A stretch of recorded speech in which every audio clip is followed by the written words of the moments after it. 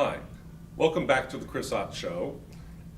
This is my third show, and my guest today is Cathy Riley, who has just published a book, Dilruba Days, and she actually has a book signing coming up on the 9th. Yeah, and today is the 4th, so Right. it's coming right up.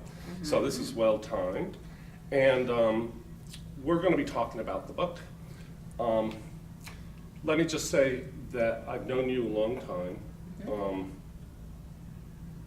since you first came to the center. I just remember you especially connected with Bob Brown and you guys singing. And we even recorded, I recorded you on my tape recorder when I was like 12. So this is like that was the last time we did a recording together. That's Yeah, it's quite really exciting. funny, at the Ott House. Yeah, I remember. And now you're married to Tom Riley, who's actually the person who told my family about Baba. Wow, So we have that's true. lots Lots of, of- we're connected in many ways. Yes, yes. And we're going to be talking about your book, which is a journal that you kept for 12 years while you were a helper at Dilruba on the Mayor Center, and you were helping mainly 3 people, Mondale, Elizabeth, Kitty, and Margaret Grask, but not Margaret Grask all the time, probably, right? Yes. She would come and go. Yeah, Elizabeth and Kitty were the residents at Dilruba, the house. Okay. For, yeah, and Margaret would come though. So just, Yes. if you could just tell me, talk about the book, what caused you to have the idea to use this book? Were you thinking about writing a book when you were keeping this journal? Did they ask you to keep a journal? That kind of thing. Let me know how did it start? This is back in 1979 in Myrtle Beach. 79 in Myrtle Beach. I had the good fortune to volunteer and then be asked to work there and get paid to work there. And so as I began working and saw the incredible amount of fabulous material just that was being said in passing, and especially Kitty's wonderful Kittyisms, these mangled word phrases that she was famous for. Oh, can you give an example from the book? From the book. He's in second heaven. He's in second heaven, yes. Can you remember any others? Oh, yes. Well, something That's about right the- away in the book. Right away, yes. So-and-so got a reservation, and he's in second heaven.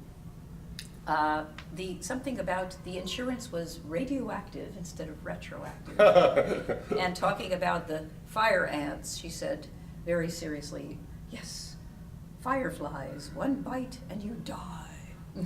Wow. Those are the first. And there was somebody called on the phone, and she got off the phone, and she thought it was the Yeah. actor. Yes, Gregory. Gregory Peck. There was a fellow named Peck, Kenny, who worked as a nurse at the hospital. Ella had fallen. He was calling to report to Kitty that she hadn't broken her hip. And when Kenny got off the phone, Kitty came in seriously to the living room and said to me, "Oh, I'm so happy to hear. We just got a call from Gregory Peck, Yeah, that was and Ella Chris. will be fine." And Ella will be okay. Gregory's with her. Yes. He'll take care of her. So the inspiration came from Kitty's fabulous Kittyisms.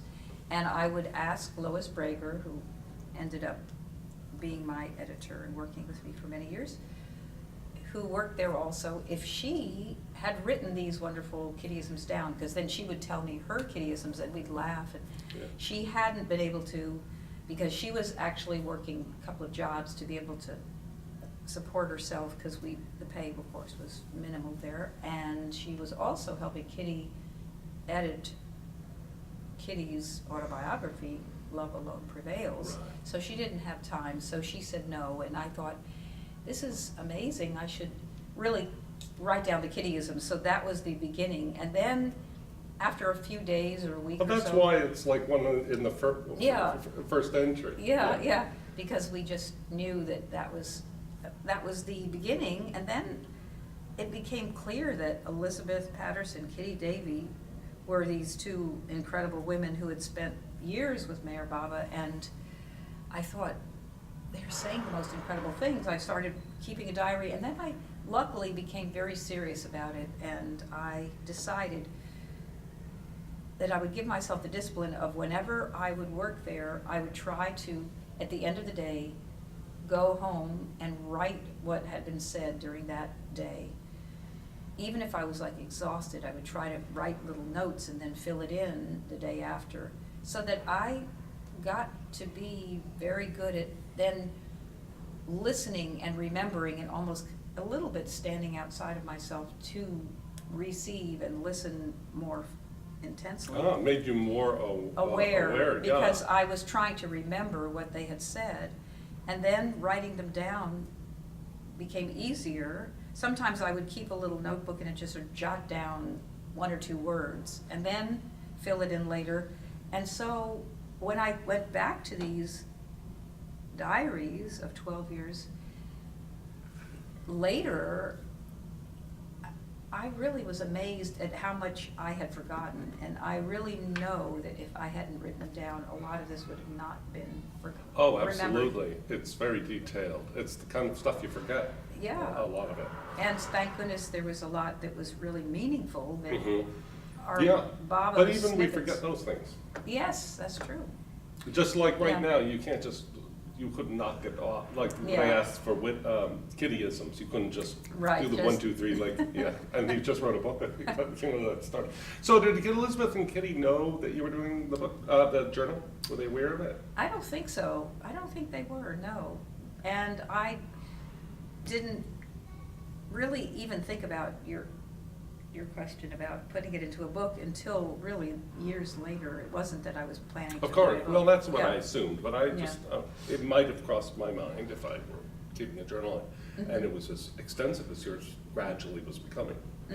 It was something that just became clearer as I missed them more, and as people would speak about them, and I would remember stories that fit with their lessons they had learned, or, you know, important interactions with these women. And I thought, golly, I've got a lot of material that really is powerful. And it actually, it's amazing because, you know, reading a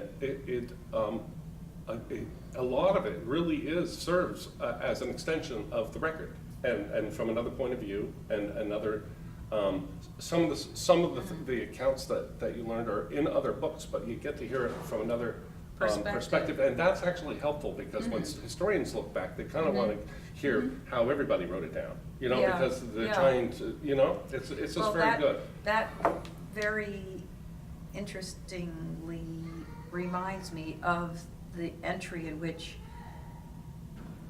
Catherine and Goody Harding were visiting from Oregon. One of them asked, would Kitty tell the story of Baba giving Kitty's work to Katie or another of the women, and Kitty got so upset she threw an orange. And right. It landed at Baba's feet. And so I asked Kitty to tell, she carried on with other things, and I asked her to tell the story. Then they asked to tell the story about the snake, the fake snake that Kitty was afraid of and was beating, and then turned around and Baba and the women were sort of laughing in the background. And so when I reminded Kitty yet again, would she tell those stories, all at once she very seriously said, why don't you tell a story at your expense? And I realized that she had she had a lot of emotions. She still had emotion, and that those stories, we think about them, but we're detached from them, but still Right. she It remembered. brought pain she had. I know that, especially about the one with the orange, for sure. Yeah, and so I thought how insensitive, and it was one of the many lessons learned that is in the book. She had told it other times, so you thought you didn't know that. Yeah. That it was. I don't know if she, I guess. I mean, I've heard it. You have I've heard it. I'm not the snake one, no. Yeah, but yes, that's very interesting. Yeah. So, before asking you some of your any moments in the memoir that it's not a memoir, it's a journal. In the journal that strike you, I just mentioned a couple that I found interesting, because the idea of it becomes clearer and clearer that you're kind of going through a discipleship training yourself. And that's something that they had gone through with Baba for all those years, especially the years when they lived in India. And that was very interesting because it was so harsh sometimes. I mean, it was sometimes it was fun and light, and you got to see that side. But it wasn't certainly. It doesn't seem like that was even half of it. It was it was a lot of rough stuff. So a couple things. I'll just keep thinking. One of the things that I noticed is Kitty teaching you how to think of others. Not just say, think of others, like that's everybody knows that, you know. But when she said, now think, when you were planning programs, there are people that are too shy to ask to be included. And that is, I wouldn't, you know, that does make you think, like, really actually, like anticipate needs. Right. Instead of think of others is very vague. Yeah, I think You know. that was, Elizabeth and Kitty were both incredible at that, anticipating and thinking of others in the community to bring them in, because somehow, I think Lois and I were there, so they asked us to run programs, and I guess because Lois was a little more shy, somehow it got put onto me, and I enjoyed the programs. So Kitty would be very upset if I didn't include somebody who would not, a mother who had children who was talented but wouldn't come in because she was like stuck with the kids. And Right, that was another thing. Yeah. Thinking about parents. Parents. Because it was in the 80s, and they were raising their kids. The mother yeah, mothers. yeah, very, very. Yeah, and so they weren't just thinking about training you to anticipate their needs, which it was. They were thinking of the needs of the community. Oh, yes. I mean, the whole the story that you may remember of what was that one about? Yes. I decided I would love to make Kitty happy by putting together classical music programs. And so my friend Ann O'Neill and I, who love classical music, worked very hard, brought some people together. And after the first month, this one and that one wanted to perform, but they didn't have anything classical, and could they do this and that. And I went to Kitty after a couple of months of the classical music part of things deteriorating, and the other, you know, folk, rock, whatever, everything else was starting to creep in. And I had wanted this to be something to please Kitty, and she right away said, the center is really for those connected to Mayor Baba, and it's about pleasing Baba through people's expression of love for Mayor Baba, and it's not about my love for classical music. You know, it has to be Baba first, and if you want to do a classical music program, hold it at somebody's house and have a little private gathering. But it was so interesting that she was always thinking of serving others and the community, and I mean, it was and Elizabeth as well. So then another incident that like training was Elizabeth. They would both pick on you for not being aware, like flying around like a bat. Yeah, like a flying bat. I was about to say that. Yeah. Yeah. No reason And to then say, stop flying around like a flying bat. Oh, okay. And then, but the funny thing is that Elizabeth said, you should take an awareness class. Yeah, a classic course of Are there awareness. such things? Yeah, now there are. There probably are. Yeah. Yeah. So it's just. And that driving downtown, and she was looking for where Chapin was, and she said, you know, learn the signs, learn the street names. Yes, it's sort of the. Kind of that zen, was kind of like. You know. Yeah, she was very. I always felt when she said those things, thank goodness I wasn't. I mean, sometimes I get personally upset, but most of the time I just felt it was an opportunity to learn and to grow. Yeah, but it is a little hurtful to hear that. I know. Yeah. I mean, if somebody said that to me, it would be tough. I couldn't have done what you did. You know. Yeah, it's not my personality. Yeah, Elizabeth would have me drive into the center and then stop, and that happened at the, as we were walking up the steps of the Cove, and she wanted me to check on to see if there was a teapot that was not cracked, because the Shaws were coming from Schenectady. She knew that Jean loved her morning cup of tea, and she wanted to make sure that there was a teapot that was in good shape in the cove.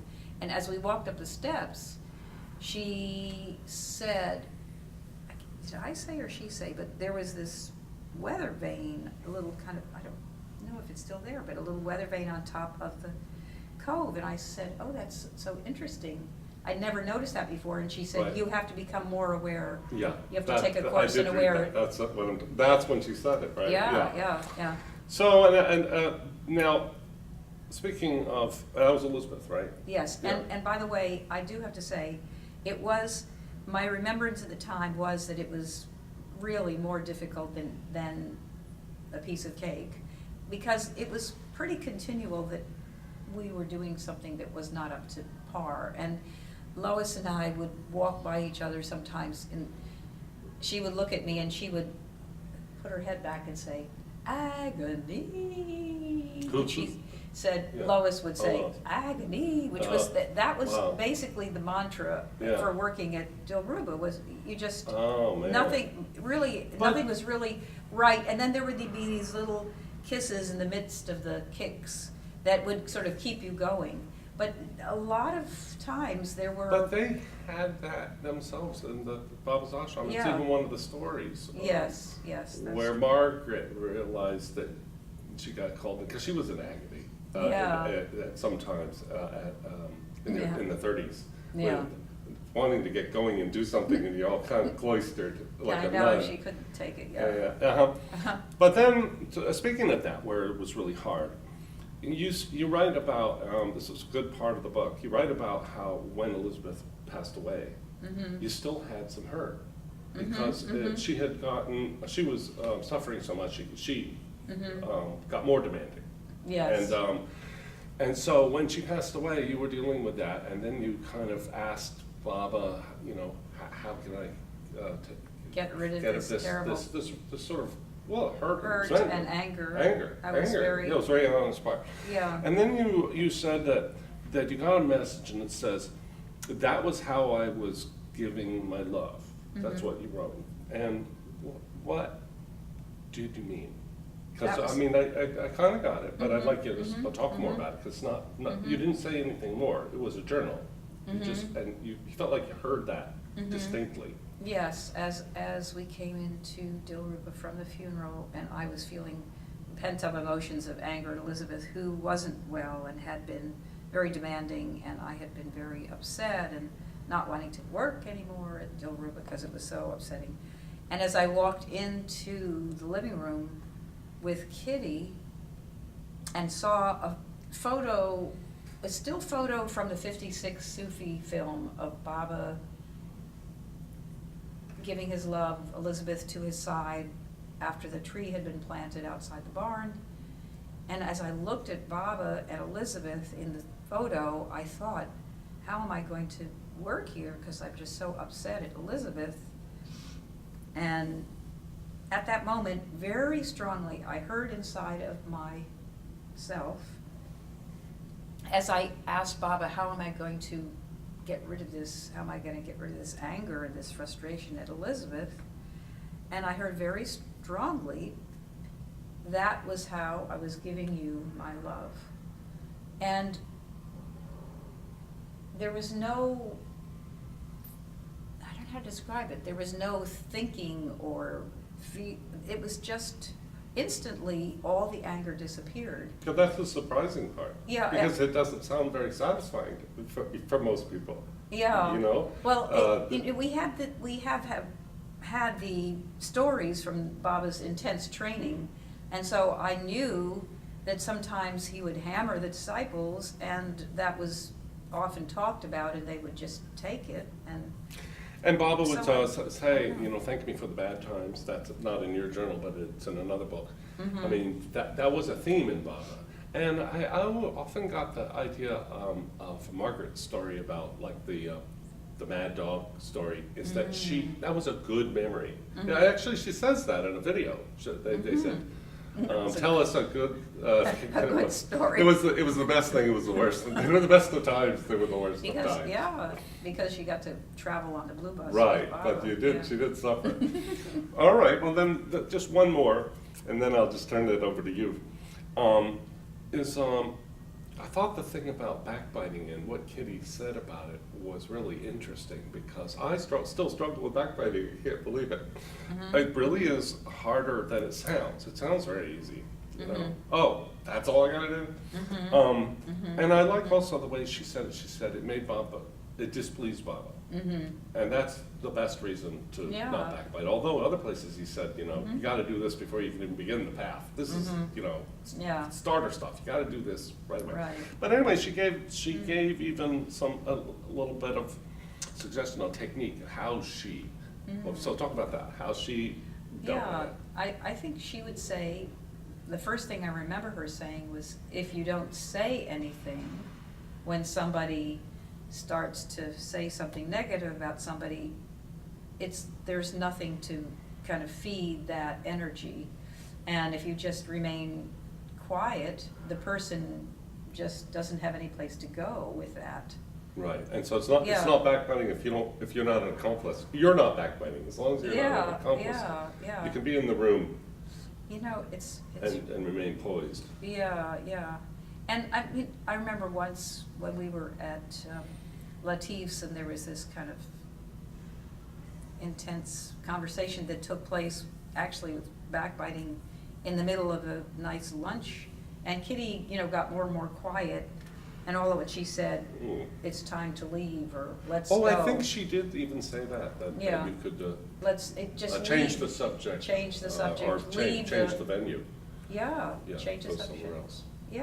So, and she was always, I would say, as I think about it, trying to think of the best of others, and when there would be a difficult situation in the community in which somebody was being sort of raked over the coals for something, she would always try to think of the other side of it, to come to the defense almost of the person who was being maligned. You know, she was very. And you mentioned that when something came up, she said, "Well, we should not talk about this," and then she started naming good things about someone in the story. Yes. She said that person has their weaknesses, but these are the strengths. And she would often, of course, we know Baba's quote, think of the person's strengths and not the weaknesses, and that's what she was living. She was living that. Well, you know, I have a memory myself. Not going to tell a bunch of my own. I don't have as much as you. But I went over to Elizabeth's with my mother. My mother took me over there, and I was a kid. And my mother was very upset about something. And my mother could be very difficult, and sometimes. And Elizabeth listened to her very quietly. And then Phyllis got a call, and she had, I think, from my dad in the other room, and she left. It's in Dilruba, and she left. And this was probably while you were actually working there. Yeah, it was in the 80s. So she got, and anyway, it might have been the 70s. So anyway, she came back. No, as she was gone, I was sitting there, just me and Elizabeth. And it was kind of an awkward moment. It was she's sitting with her hands on her lap, in the chair, and the little kid. No, it was the 70s. And she said, your mother has a very good sense of humor. Oh, isn't that sweet? It was really neat, because I think it was just, it's like what you're talking about. Yeah, thinking. And it was also saying, like, to me as a kid, this is your mom's sense of humor. It's just not really serious. Don't worry. Isn't that funny? I also thought that. Wow. So do you have, now did you cut a bunch out of when you edited the book? Yes, I have 12 books, journals filled with material, and I'd say we used about a third of what. Oh, wow. Yeah, so. Well, it's a nice size, for a journal. Yeah, journal book. as you know, but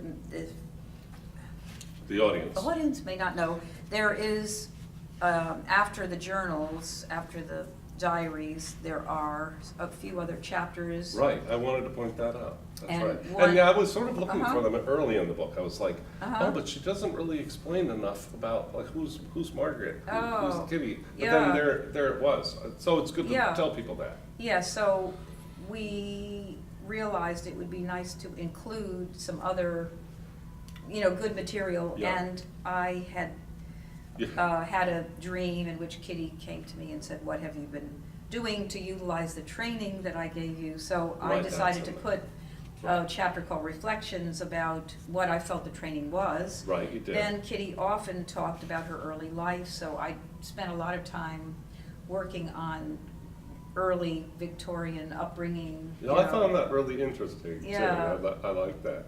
That was really, and I had specifically gone to Canada to visit Kitty's nieces in Montreal after Kitty died, and they gave me a lot of these photos that, Oh, I mean, nice. copies I of was- them oh, good. that I put in the book.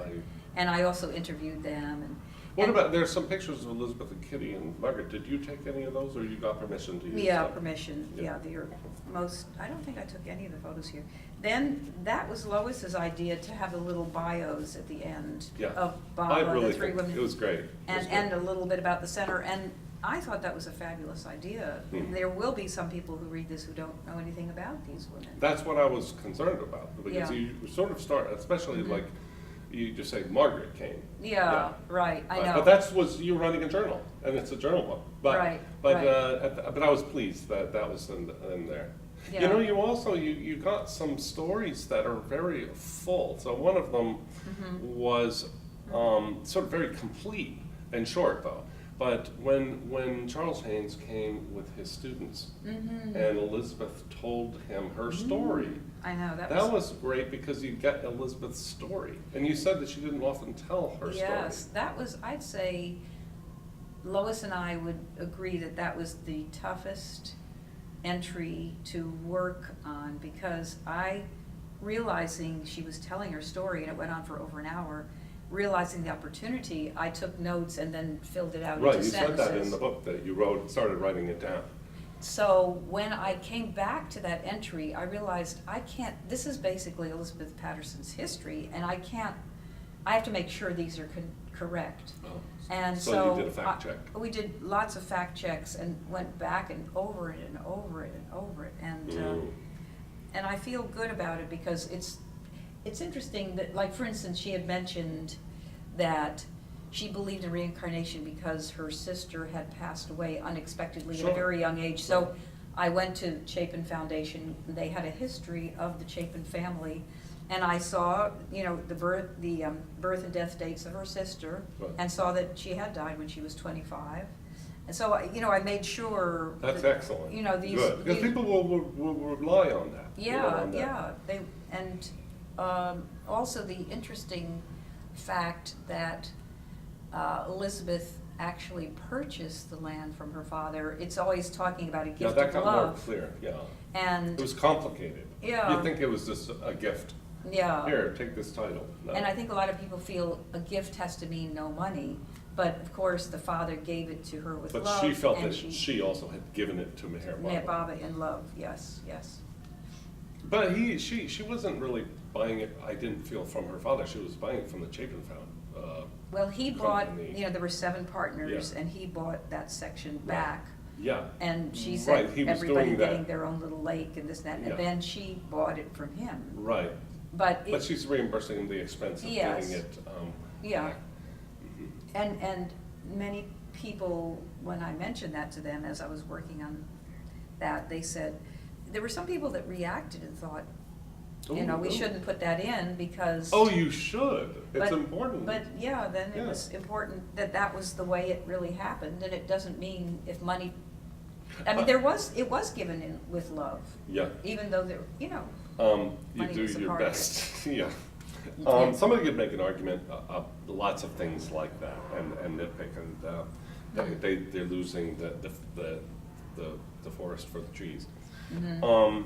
I like that the gondola cost $25.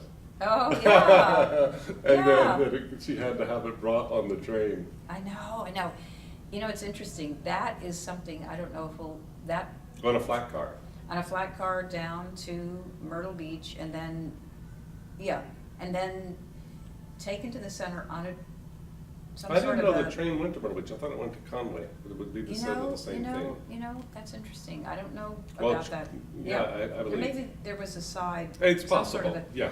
And But then- I mean, the main Mhm. place was, Was that's why Conway. Conway got built up, is because the train went through Train there. went Because through there. they, Ah. those days, it was tough to be near the ocean for all Mhm. kinds of reasons. Hmm. Bugs and- Mhm, mhm.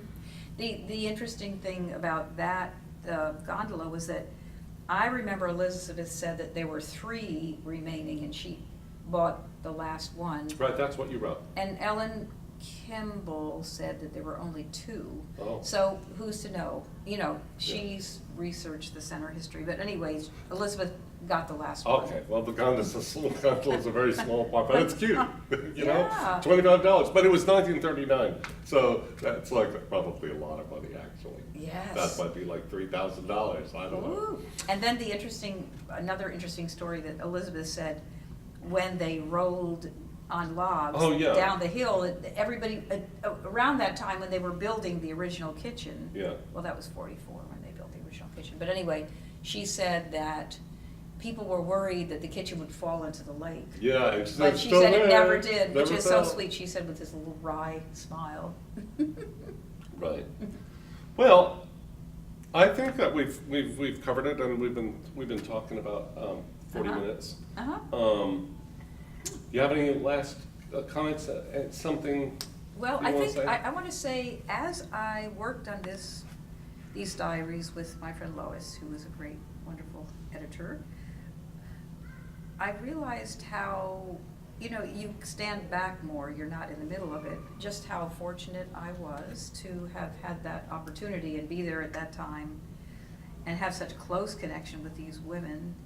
And I think it's just been such a treat for me to talk to people who have read this book, and they say that it's bringing back so many memories for them Mhm. about their connections and their stories. And people love these women so much. These women were so special. So it really is, it's almost like this communal kind of love fest that I feel has been happening with people saying, oh my God, what a Mm. wonderful person Kitty was, Elizabeth, Margaret, and it reminds me of this, and then they'll share a story. And these people formed us all, we all had blessed contact with them, and they were powerful people and so wise. Yeah, and it'll fit into the library of other books like it by other memoirs by the Mondeleits, starting to be well, there's actually quite a few memoirs since then. Yes. And it's wonderful, and it's a great way to preserve your notes, because that's a Mhm. tough thing to do. I mean, they just go in an archive and they disappear in the black hole. Yes, yes. So where can people buy your book? Oh. Where could Yeah. Sherry Art didn't Sherry publish Art. your book, right? No, But you I self-published, but self-published. they carry it. So They're carrying it, and it's very nice of them, and Sherry Art Books. Yeah, Sherry Art, and I'm selling them, that's it. Okay. And then I'm They're selling- They're not on Amazon.com? Not yet, maybe I could do that soon. Yeah, it's not very hard to do. Yeah, Yeah. okay, yeah, I did send some to the bigger groups like LA and, Yeah. Mayorana, California, and somebody suggested and Cindy Lowe had mentioned that she could help me with this, that if you send the files for the book, they can actually print the book very cheaply in India and do a publication of it there instead of sending over books from here, and that different people have done that, so that might be Okay, something. that's a possibility. There's Yeah. also print on demand, that's not very expensive. Yeah. Okay, thank you for coming. I Okay. really appreciate it. You're Yes. my biggest guest so far. Biggest guest. So Jay Baba, Jai thank you for Baba. being here, and we'll see you next time.